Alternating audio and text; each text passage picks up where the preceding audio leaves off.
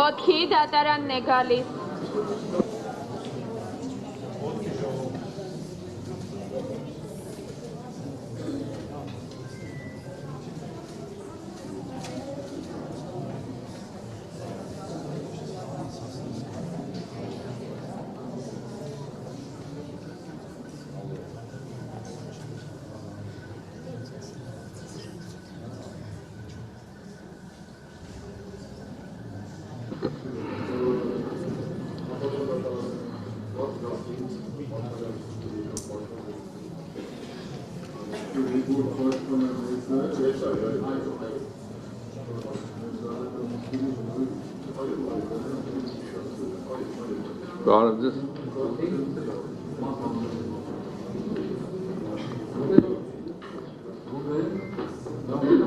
Հարգարժան դատարան, ես էլ եմ միանում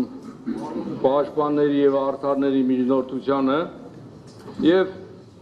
ի սկզբանե ի տարբերություն իմ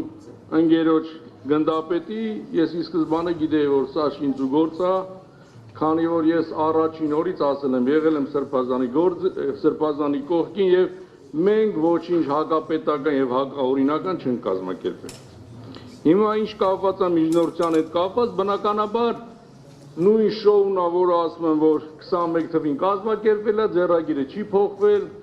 դա պետական պատվեր է, քաղաքական պատվեր է եւ հանրային մեղադրողները, որոնց անկեղծ ես չեմ մեղադրում, ամեն մարդ ինքնավորոշում իր արարքների եւ Աստծո առաջ պատասխան տալու, որտեղ բոլորս ի սկզբանե դատախազինի, պատգամավորինի բոլորս պատասխանատու ենք Աստծո առաջ։ Իրանք են որոշել իրանց ճանապարհը եւ այդ գործը տարել են առաջ, պարգևատրվել են Մխիթար Գոշով, վարչապետ են ստացել, որի համար էլի ուրախ ենք, շնորհավորում ենք, դա էլ իրանք են որոշել,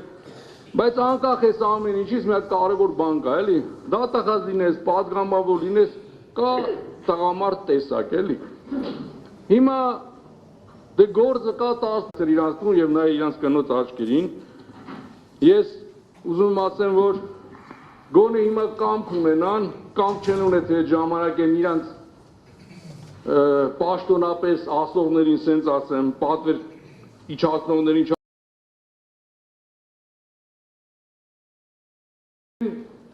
պաշտոնները ստացել են,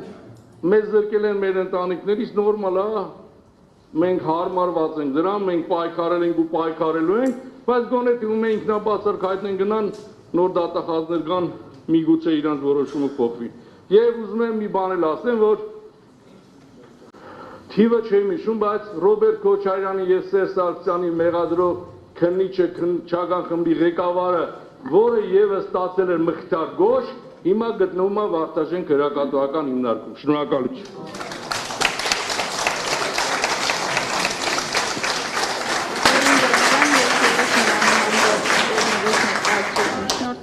Ամբողջովին ակնհայտ է, որ տվյալ գործով կա ընդգծված բացասական վերաբերմունք հանրային մեղադրողների կողմից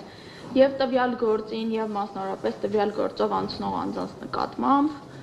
ընդ որում ընդգծված բացասական վերաբերմունք,